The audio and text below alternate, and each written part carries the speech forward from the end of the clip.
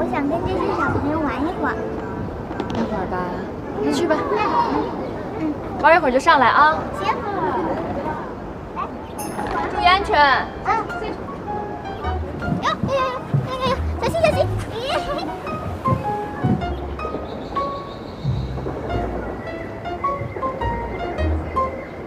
姐姐帮你们玩好不好？来，姐姐帮你们玩。坐上去，来坐上去。好玩吧？来啊！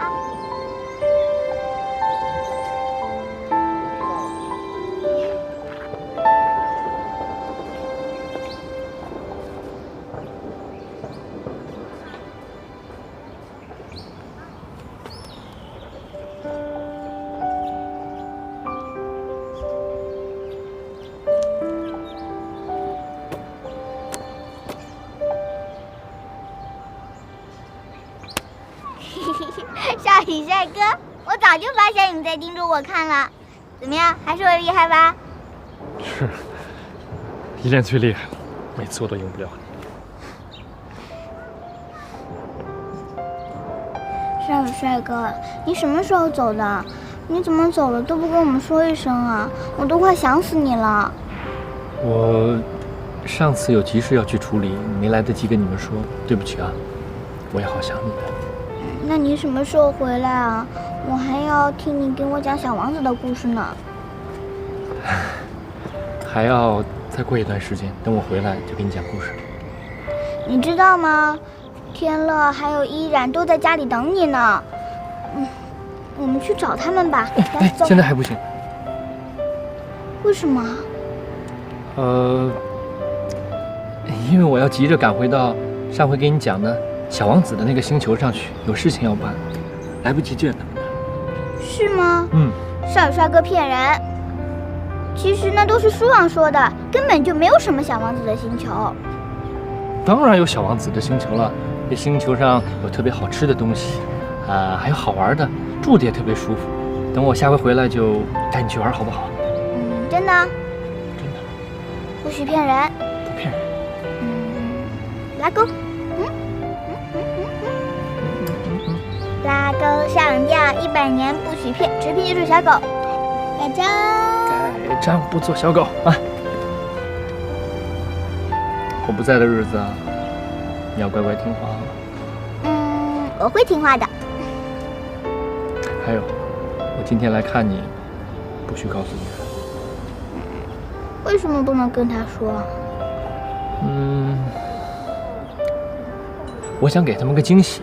我想下回我回来的时候，带着你们3个，天乐、依然、你，再回到小王子的星球上去玩。你如果告诉他们的话，不就没惊喜了吗？那好吧。你放心，我不告诉他们。真好。但是少宇帅哥，如果你到了小王子的星球，我想你了怎么办啊？我能不能给你通电话？行，那我告诉你个号码。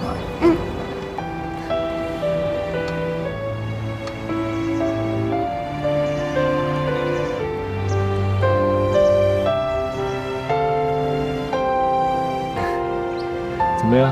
有没有记住啊？记住了。就你聪明，但记住了不许告诉别人，告诉别人的话，我不再回来喽。那我不告诉别人。好了，快回去吧，一会儿依然该看到咱们在一起了。那少宇帅哥，你到了小王子的星球，一定要把我接过去哦。那你要记得想我，要给我通电话。好，想你，给你通电话。那我先回去了。好，少宇帅哥再见。再见。依恋，让我抱抱你，来。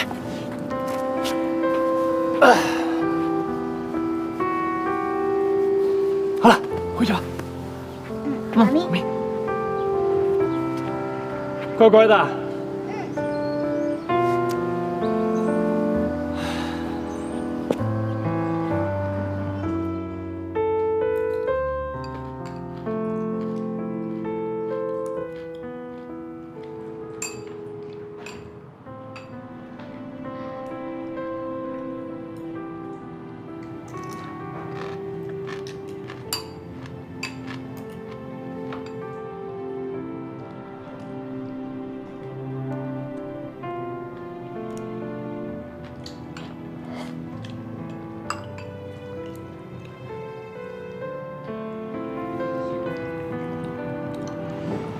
最近好吗？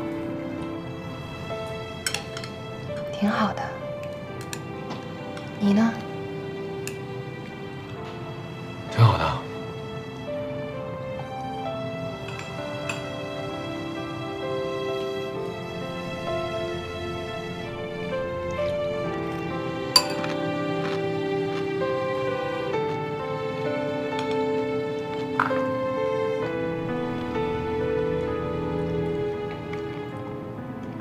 家里我都安排好了，你不用操心，就忙你的工作。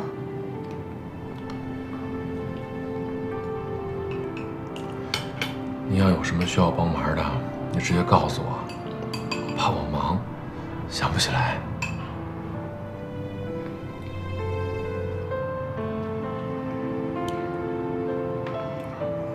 你要喝汤吗？给你盛。我给你们跳支舞吧。老师刚教我的。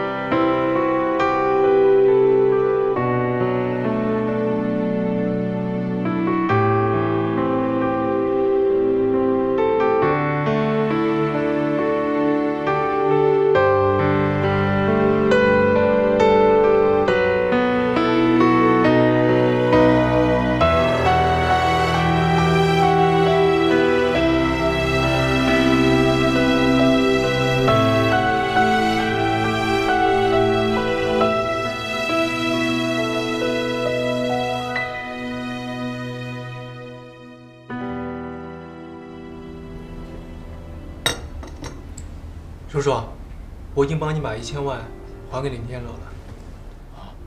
真的？他已经收下支票，是我亲手给他的。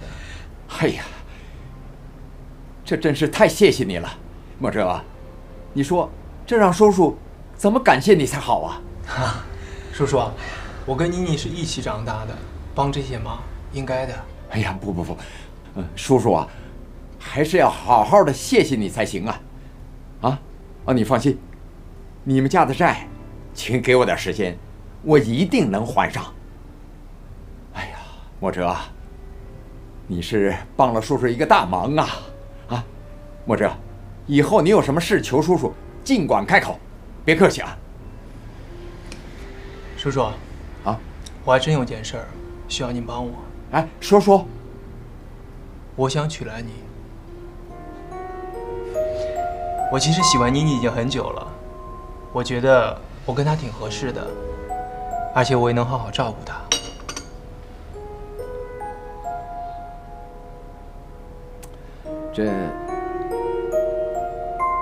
那你把这个事儿跟兰妮说了吗？说了。她怎么说啊？她好像还没有忘了林天乐，她没答应我。所以我才找您，希望您帮我说服妮妮。无论如何，我希望她能嫁给我。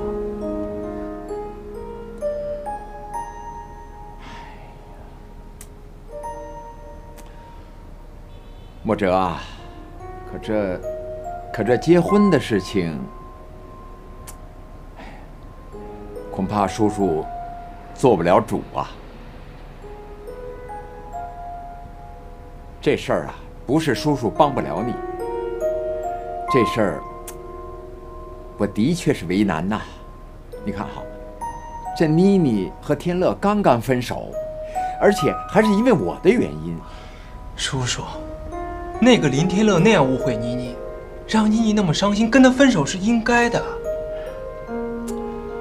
其实啊，这件事儿啊，不能怪林天乐。他是什么人，我心里很清楚。他对妮妮也是一片真心的。这场误会要怪就那个林天乐根本就配不上妮妮，只有我才能让妮妮幸福。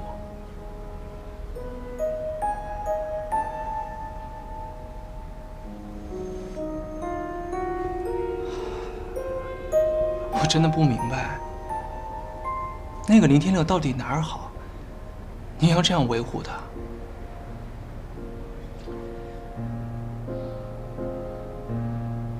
孩子，你们年轻人应该比我更明白，爱情是婚姻的基础啊。我问你，你和妮妮之间有爱吗？当然有了，叔叔，这么多年了，妮妮只要有困难，我第一个站出来帮她。她这次需要1000万，我眼睛都不眨一下我就给她，这不叫爱情吗？我做了这么多，我不就是希望妮妮跟我在一起吗？叔叔，我喜欢妮妮，我爱她。只要妮妮愿意嫁给我，你们的债我来还。孩子，这个不是钱的问题，这怎么跟你说呢？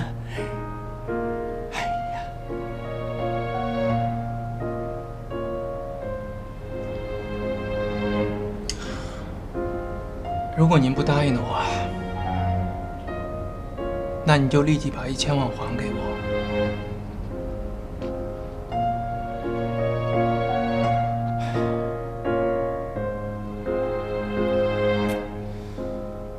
哎呀，莫哲，你看，叔叔我现在的确是没钱。这样吧，你再给我点时间，我一定尽快的把钱还给你，好吗？叔叔，我把话已经说到这个份上了，你还是不答应。不过无论如何，我一定要让妮妮嫁给我。如果我做了什么出格的事儿，你别怪我。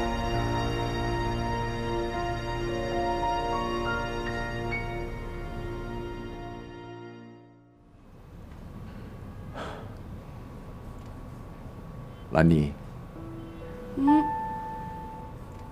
莫哲昨天找我了。你们俩聊什么了？他跟我说，他想娶你，让我帮他劝劝你。爸，我跟他只是好朋友，我们两个不可能有别的发展啊。我也是这么跟他说的，说你的婚事，我不可能做主，得你自己做决定。哎呀，可他说，他为了你，什么事情都可以做得出来，而且还说，如果我不答应，就让我把这1000万马上还给他。1000万，1000万我早就还给他了，而且我跟他说了，这钱我会自己还给林天乐。可是莫哲跟我说，是他亲手把支票给林天乐的。他瞒着我，又去把钱还给林天乐了。应该是这样。他凭什么这么做呀？我完全一点儿都不知道。孩子，你先别急。我跟你说这件事儿呢，不是想劝你嫁给他。婚姻是个大事儿，这关系到你一生的幸福。我知道你不喜欢他，所以我不可能答应他。哎，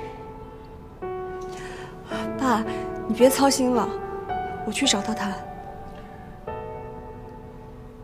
那你一定好好跟他说，好吗？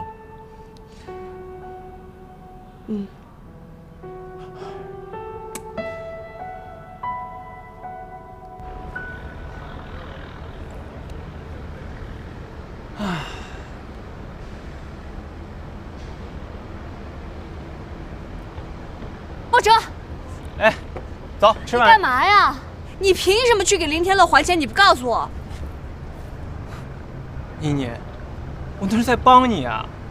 你总不能让我看着你为了还债去折腾你自己吧？反正我不忍心。我替你还债有错吗？谁让你还了？我都说了我自己会还，我不需要你操这个心。我知道你想靠自己，我也没否认过你有这样的能力吧。我只是不希望你把工作跟债务混淆在一起。梅兰妮，你是一个有天分的设计师，一个设计师应该把全身心的精力投入到创作当中去。你呢？你现在把工作就等于我赚钱还债，你知不知道你这样会毁了你自己的事业？行，先不说这个，还有你干嘛去找我爸说那些话呀？我爸都觉得你是在威胁我们。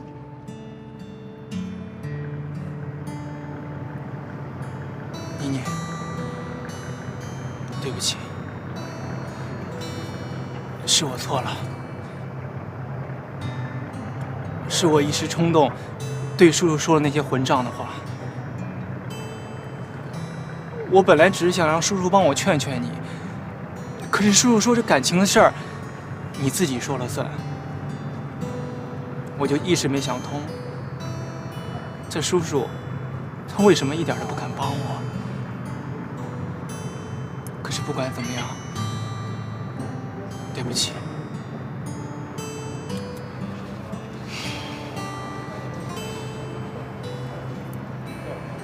莫哲，我一直以来我都说我们是发小，你是我最好最好最好的朋友。我一直觉得你是最懂我的，也是最了解我的。但是如果我之前对你的依赖会让你产生什么别的误会的话，我今天郑重地跟你说一声对不起。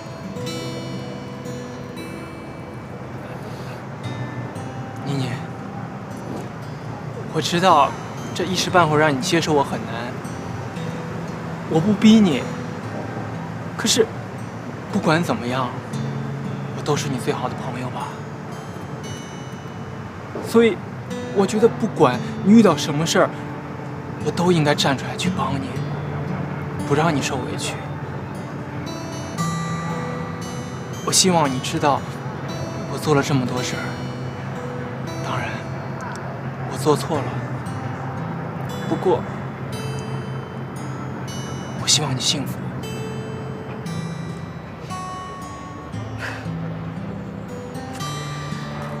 我就说嘛，莫哲是最好的了。如果以后你有什么时候遇到困难，我也一定第一时间冲到面前来帮助你。我啊，你能帮我什么？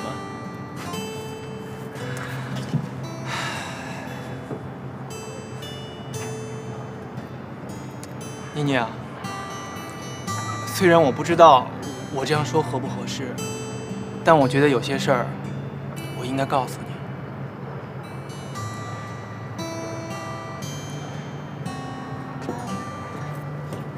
我在帮你去找林天乐还钱的时候，他说了很多侮辱你跟我的话。他说我不可能平白无故拿1000万出来替你还债，他觉得这背后有原因。我跟他解释了，我们从小一起长大，我们是最好的朋友，所以你遇到困难，我一定会帮你。不想让你受委屈，所以拿钱给他。而且我跟他说了，这钱不是我送你的，你以后赚了钱会还我的。对。可是你知道他怎么说？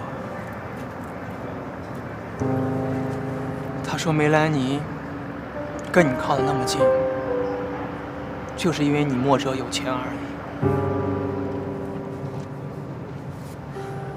他这么想我，我也没想到他会这么想你。原来你在他那儿连最起码的信任都没有了。他最后还说，这1000万我收下，你去转告梅兰妮，从今以后我再也不想见到他，叫他好自为之。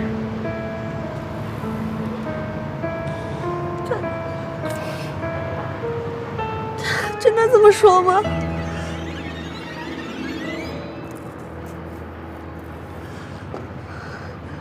妮妮，你放心，债务的事我全部都解决了。我只是要让你知道，我会永远在你身边，相信我。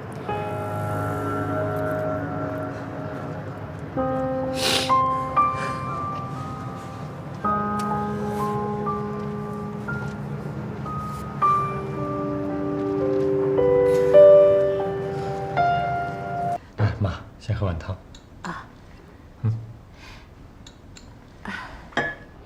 少宇啊，从来没见你下过厨房，没想到你做的菜还挺香的。我长这么大都没给你做过一顿饭，今天做了几个菜，也许味道一般，但这是我的心意。我希望妈开心。妈当然开心了。以后你还要多给我做几次啊！你做的可比外面任何山珍海味啊都好吃得多。只要你爱吃，以后只要有机会，我一定给你做。哦，对了，妈，刚才我还订了很多新的虫草，就在后面的柜子里面给你放着，记得按时吃。还有公司上的事儿，以后让下边人去做就好了，让他们帮你分担一点，一个人干太累了。哟，少宇，你这几天是怎么了？怎么替妈想了这么多？没有，心疼你，心疼。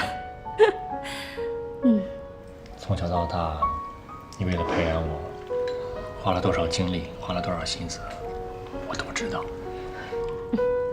那之前因为依然的事儿呢，我对你态度不好，是我不懂事儿，你要原谅我吗？傻孩子，哪有当妈的跟自己孩子记仇的呀？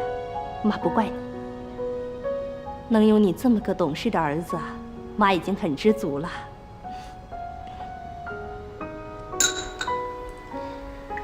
妈，我有件事儿想问你，但不知道行不行。什么事儿？其实从8年前开始呢，你就一直反对我跟依然在一起，甚至不惜逼走的。到现在我都不知道是因为什么，到底是什么原因让你这样做？在今天这种情况下，你能告诉我吗？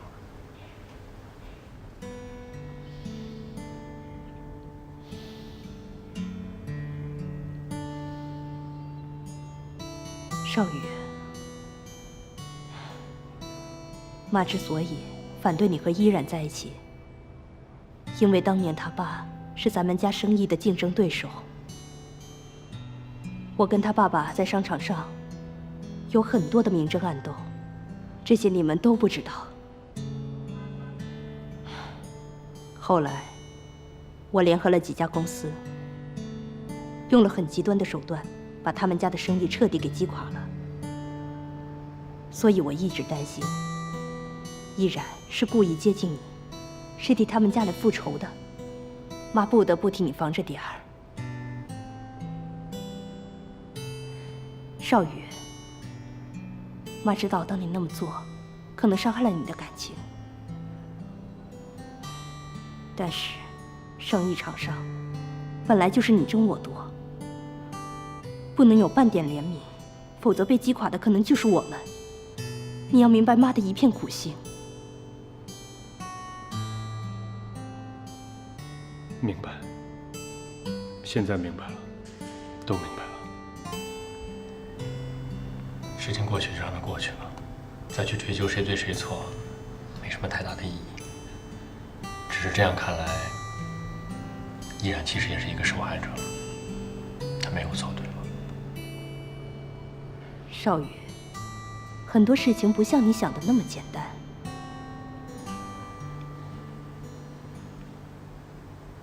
其实有件事儿，我应该这回回来就告诉你，但是我没说。你还记得依恋吗？哦，依然的妹妹。那孩子挺可爱的，怎么了？是啊，又可爱又聪明，但她不是依然的妹妹，是我女儿，是你孙女。你说什么？她是你女儿？对。你当时逼走依然的时候，她已经怀了我的孩子，只是她没有告诉你，只是一个人默默的离开，选择独自抚养她长大。依恋，真的是你女儿，是我的亲孙女儿。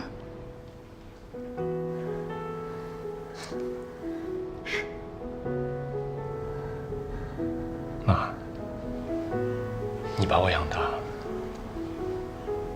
知道养一个孩子有多不容易，所以这些年，依然受了多少委屈，受了多少磨难，我想你也应该明白。而且他遭受的这些罪，或多或少都是由我们间接造成的，你说是吗？所以过去这些年，不论依然做了什么，对也好，错也好，那都是过往了。我希望你可以用一种宽容的心态去看待它。如果时机允许的话，我真的希望你去多和他接触接触，多去了解了解他。你会对他改观的。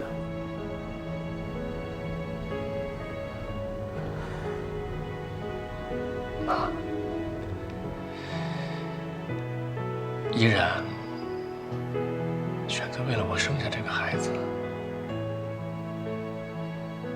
并把他养大，你觉得他心里还有恨吗？所以，请你相信我，相信这个你儿子曾经很用心爱过的女人，好吗？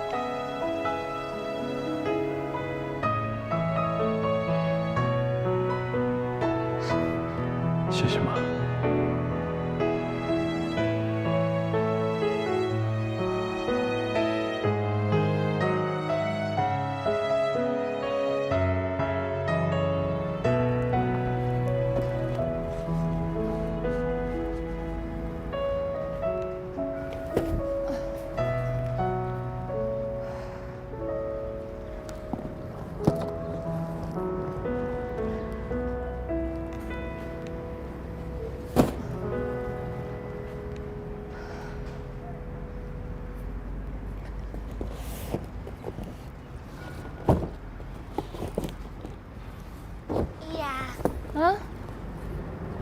你帮我看看，我是不是全做对了？我看看啊，100分。继续把后面的也做了啊。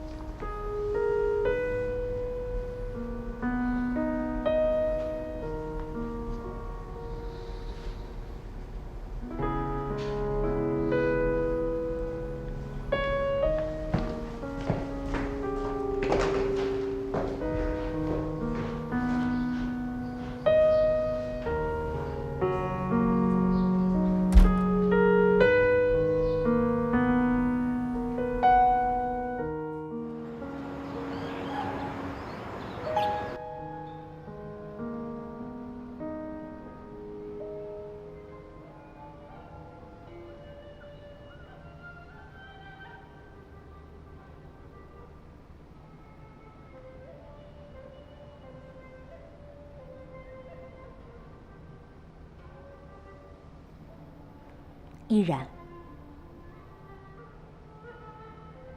以前是我做的不对，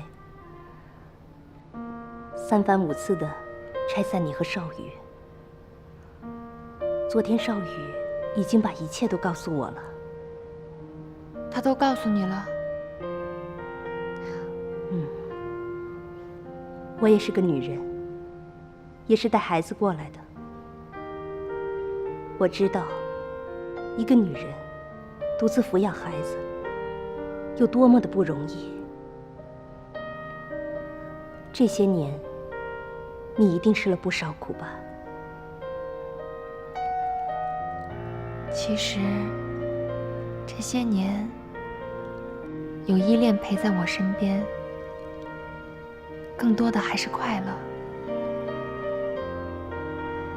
而且我一想到依恋是我跟少宇的孩子，那些苦啊、累啊，真的都不算什么了。我今天看见你和依恋，你们生活在一起，虽然过得并不富裕，但是却很充实，也很温馨。我真的非常感动。都怪我太自私了，一味的要求少宇按照我的意思去做，让你们两个承受了这么多年的痛苦。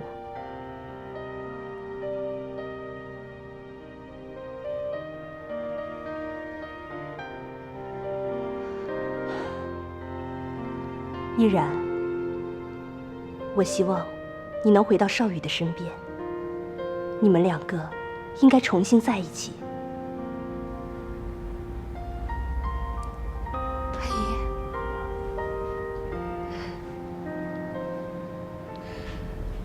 谢谢你，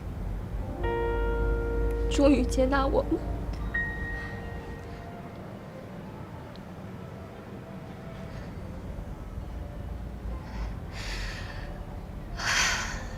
但是现在少宇已经喜欢上别的女人了，我们已经分手了。他喜欢上别的女人？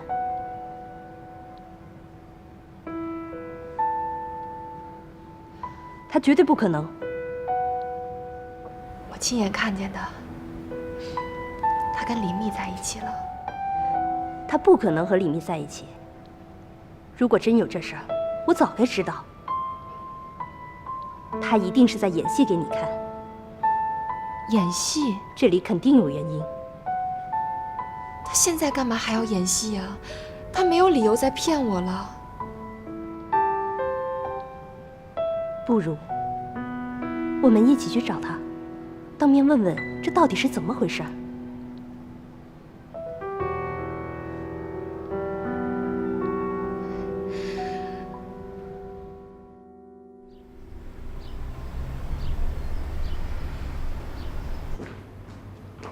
少宇，少宇，我把依然带来了，你应该再跟他好好谈谈。少宇，依然，你去坐会儿，我上楼看看。好。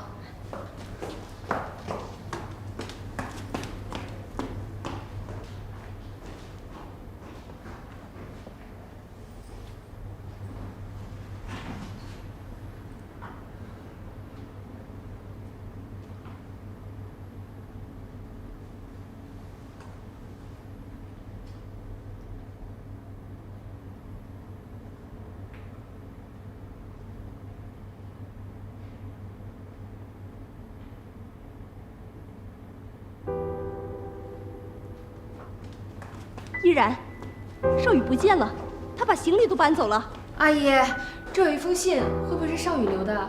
信。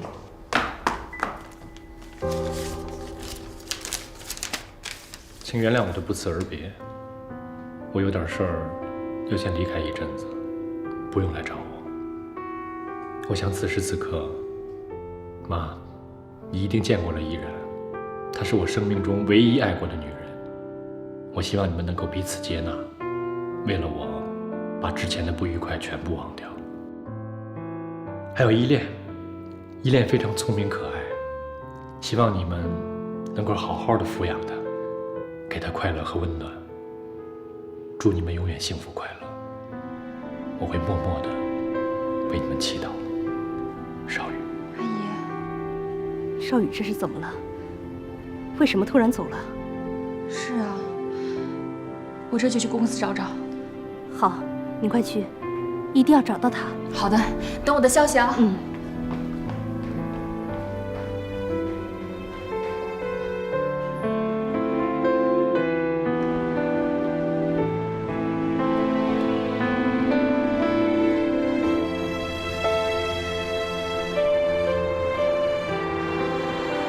喂，田乐，少宇失踪了。好。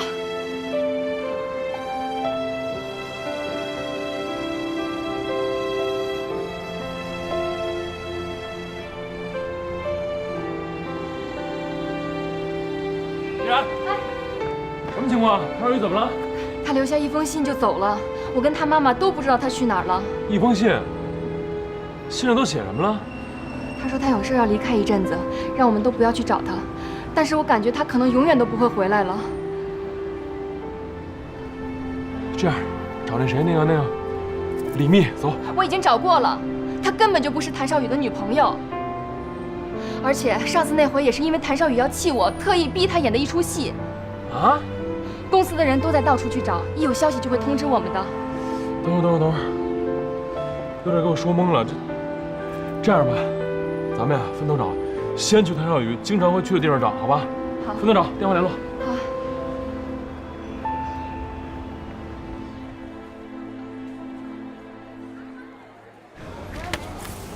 点吧。兰妮啊，请爸爸吃饭干嘛这么破费？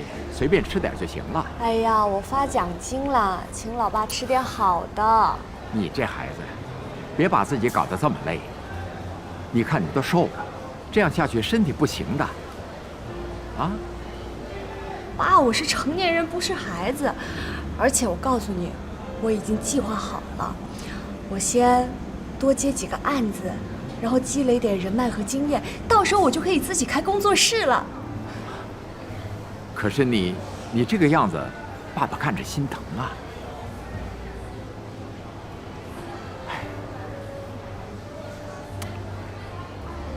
你和天乐的事情怎么样了？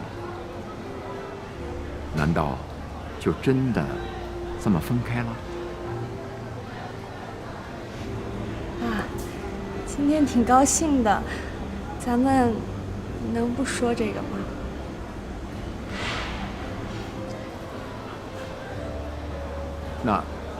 那你和莫哲两个人的事儿呢？我跟他聊过了，他向我道歉，而且说他那天太冲动，让我一定跟您说一声对不起。爸，其实莫哲这个人也没有那么坏，他就是小孩子脾气，一动起气来说一些气头上的话，你别往心里去。兰妮啊，我觉得你还是离他远点好。这孩子不是你想象的那么单纯，真的。行了，我都饿了。好，来吧，点菜，叫服务员。服务员，点菜。妮妮啊，你的创作怎么样了？那个你要喝什么自己弄，我先把这图抄了。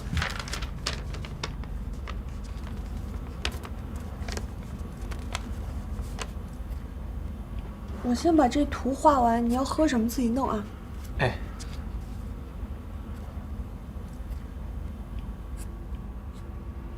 妮妮啊，你今后有什么打算？我打算就是赶紧好好工作，把债给还清楚。我说的是感情方面，你是怎么考虑的？先不说这个了，还感不感情的，就先这么过吧。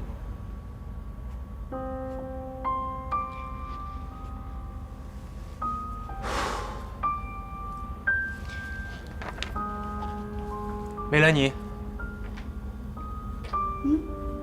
说，我回去想了很久，我也试图说服我自己忘了你，但我做不到。妮妮，我爱你，你让我来照顾你好吗？墨哲，你别这样，你弄得我真的是……墨哲，你这是在干什么呀？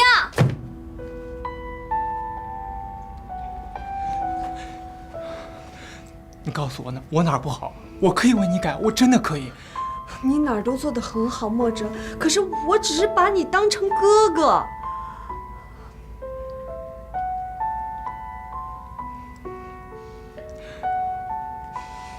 我到底哪儿比不过林天乐？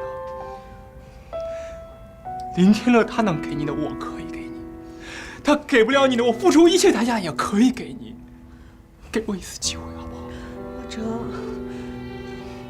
跟天乐没有关系，就算没有林天乐，我跟你之间，我们两个也是不可能的呀。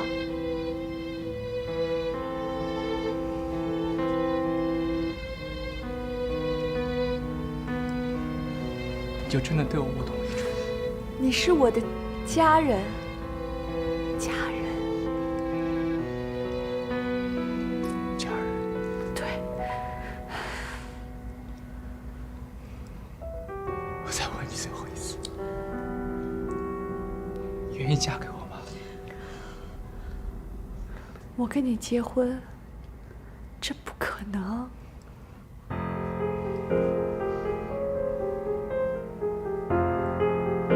为什么不可能？我为你做了这么多，你为什么不给我一次机会？冷静一点，妮妮，我爱你，为什么要离开我？你干什么？我说你走开！妮妮，妮妮，妮妮，妮妮怎么了？对不起，对不起，妮妮，我们去医院，我们去医院，妮妮。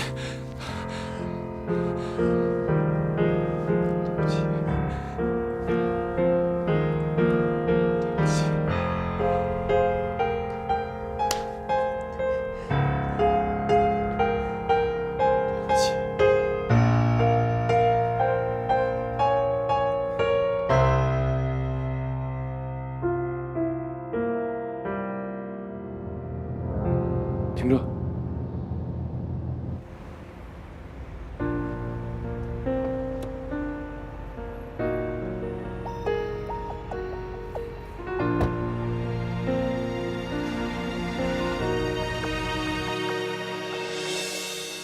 天空很蓝，世界好大，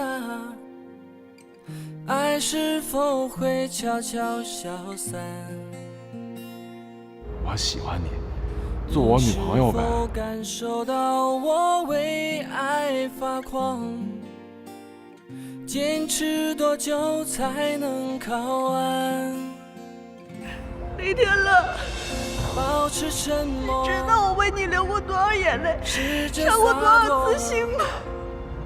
是我唯一有时候我都觉得我特别的恨自己。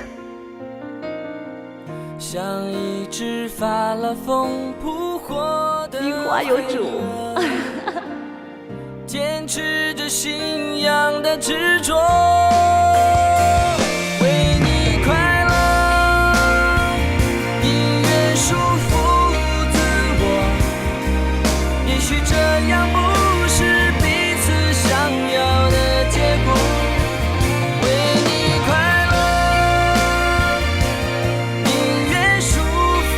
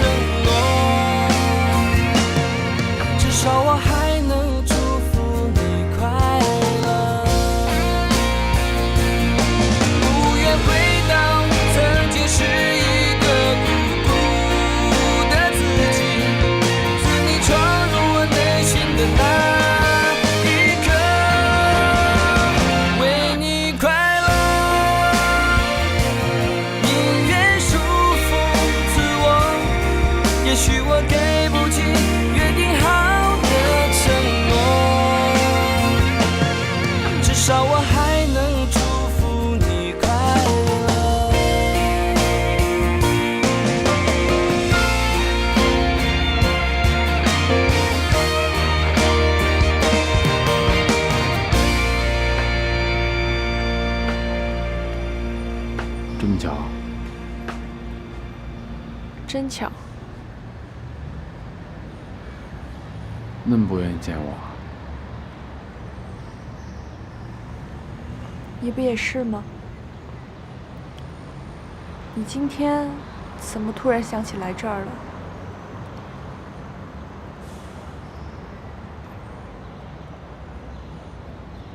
最近还好吗？挺好。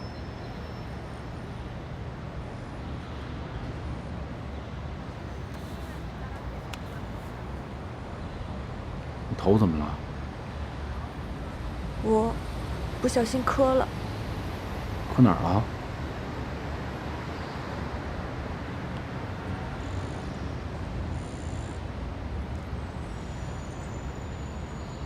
莫哲干的。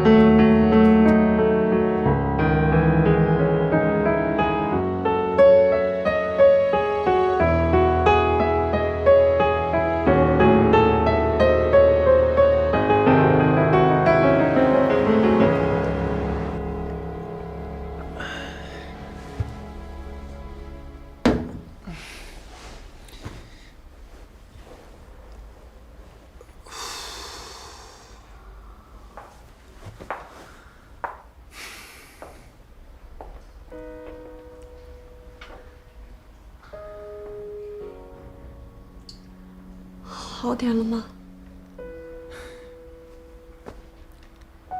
你都看到了，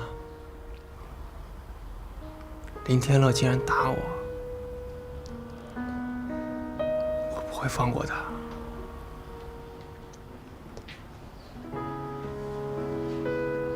对不起。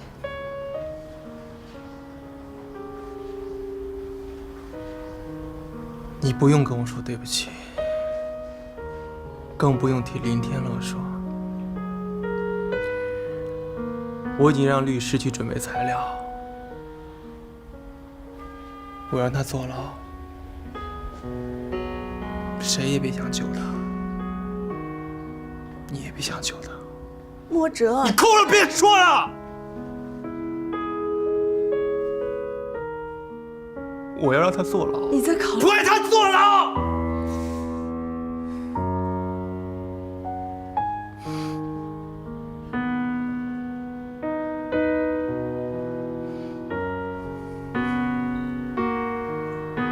你走吧。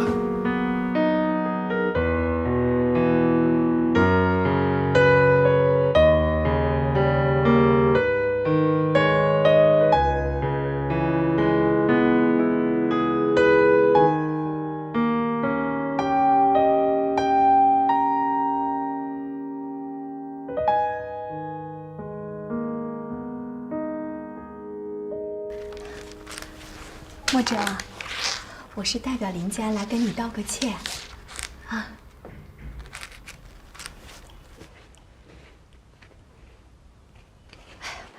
我知道这件事你挺生气的，天乐这件事做的不对，我批评他了，他也知道错了，所以我今天特意替他跟你道个歉来了。莫哲，大家都是生意场上的朋友，能不能互相忍让一下？把这个事儿就大事化小了。你呢？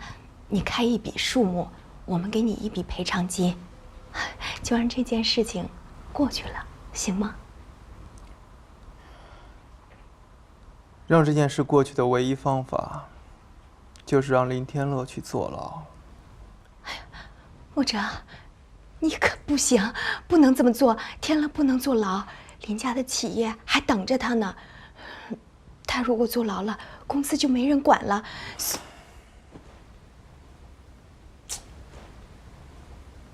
我真是没想到啊，林天乐居然让一个大肚子来给他求情，我对他很失望。不是他不知道这个事情是我自己要来的。墨哲，你看看有什么办法，咱们能妥善的解决一下，好不好？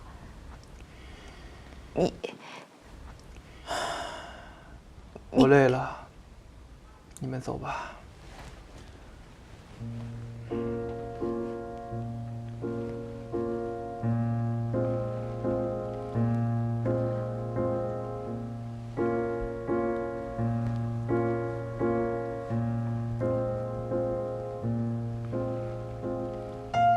阿姨，你要干嘛呀？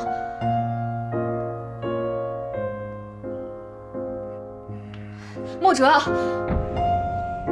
你这是一个孕妇，又是你的长辈，你忍心吗？阿姨，你快起来！别管我，莫哲，我求你了，你放过林天乐吧。天乐真的不能坐牢，我们林家上下700号人都在等着他呢。天乐有什么做的不对的，我替林家大小跟你道个歉。如果你还不满意，我就一直在这跪着，直到你满意为止。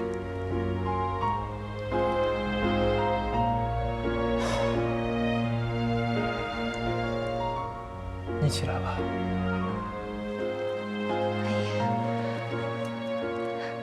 快起来呀！我必须告诉你，我一定让林天乐坐牢，这是我跟他的事儿。阿姨，快起来吧，地上凉，您快起来吧。阿姨，墨哲这边死也不松口，一定要让你负刑事责任。很多方法我们都试过了，甚至张阿姨她，我们都想尽办法了，软的硬的都不行，看来他还是不愿意放过你。唉，你说现在的情况真是挺难弄的。不过你放心，我们不会放弃的，会继续想办法的。你们就别操心我的事儿了，我自己的事情自己负责任，照顾好自己，帮我照顾好爸爸跟奶奶。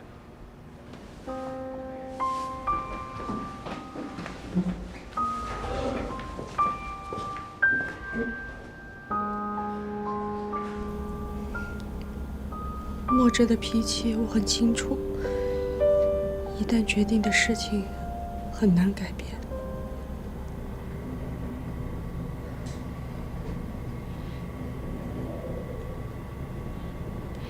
兰妮，我知道这个挺难的，但我还是希望你好好的想想办法去劝劝墨哲，因为他现在最听你的话了。天乐不能坐牢，你说林家的情况你也知道，这上上下下的都离不开天乐。哎，抛开这些不说，咱们想想天乐，你说他这么年轻，一旦要是进了牢里，他这一辈子就完了。所以咱们真的是想办法要把天乐给救出来，你再好好去劝劝墨哲去。我会尽力去试试的。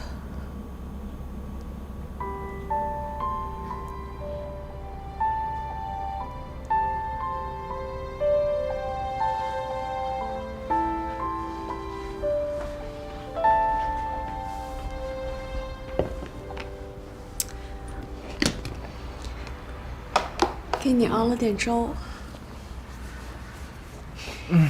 还挺香的。那个，你能喂我一下吗？我这不太方便，实在。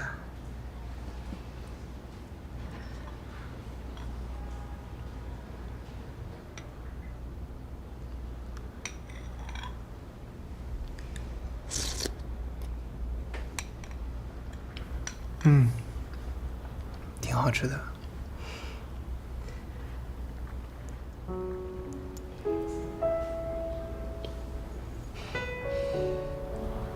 墨哲，妮妮，你别说了，我知道你要说什么。我只是想问你，如果现在躺在这儿的不是我，是林天乐，你会怎么想，怎么做？我真的想知道，你到底是心疼我，还是心疼他？为什么你为他做那么多？天乐是因为看到我的伤，所以才误会你的。这一切都是因为我，都应该怪我。墨哲，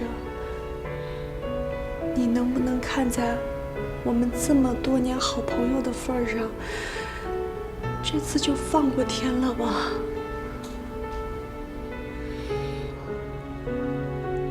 如果林天乐是个男人，他就应该承担责任。别再劝我了，这只会让我更愤怒。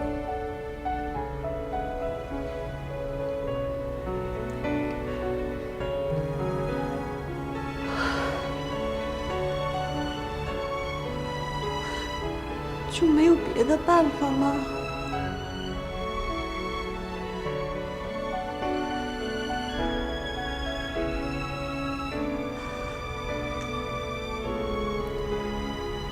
除非你嫁给我。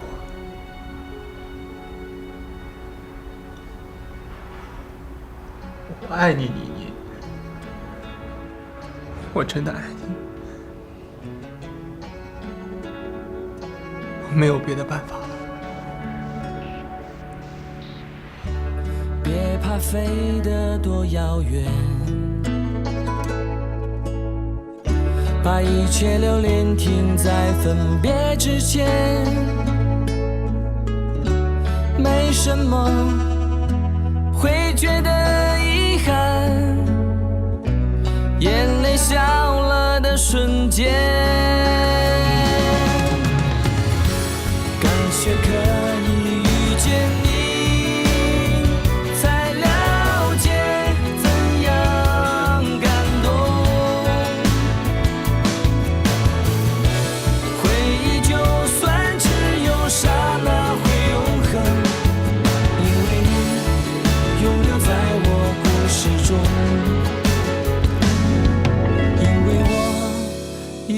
爱你到最终。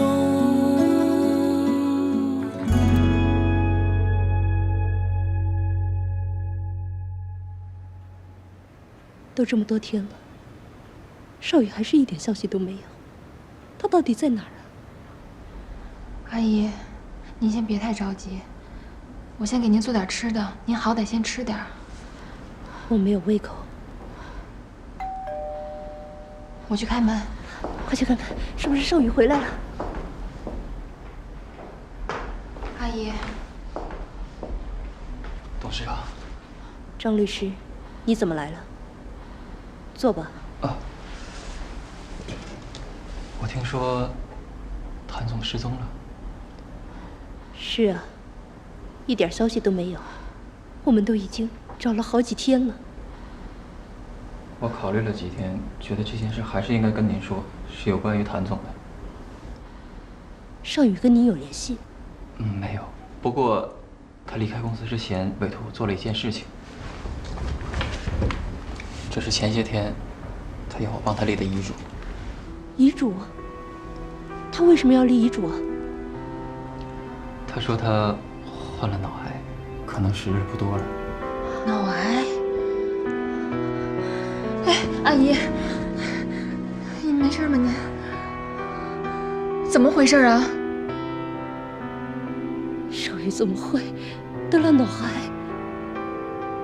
他是故意隐瞒大家的。他告诉我，不要跟任何人讲起这件事情。我想，也许是他想要自己一个人承担这种事情，不想为大家替他担心。阿姨，这份遗嘱主要是说，他想要把他的遗产都留给他最心爱的人，依然小姐。除了这份遗嘱，他还让我给他的女儿买了一份终身的保险。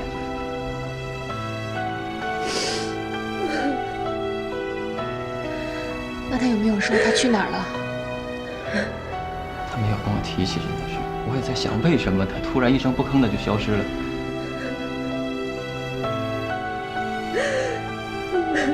阿姨，你要坚强点儿。少宇，董事长，你也别太难过了，公司上下都在帮忙找个合同呢。